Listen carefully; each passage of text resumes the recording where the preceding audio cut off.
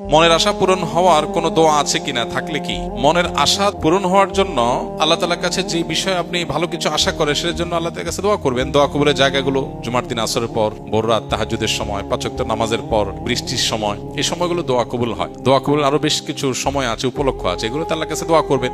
আর আল্লাহর কাছে যখন নিজের মনের ভালো চাওয়াকে পূরণ করার জন্য কমন কিছু দোয়া আছে, কমন কিছু দোয়া। আল্লাহুম্মা ইন্নী আসআলুকা মিনাল খাইরি কুল্লি আজিলিহি ওয়া আজিলিহি।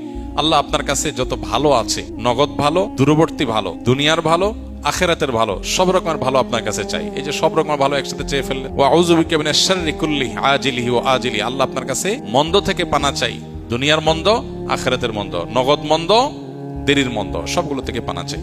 এইভাবে আল্লাহ তাআলার কাছে অনেক দোয়া আছে যে দোয়াগুলোর মাধ্যমে আমাদের সমস্ত যাবতীয় কল্যাণ আল্লাহর কাছে আমরা চেয়ে নিতে পারি।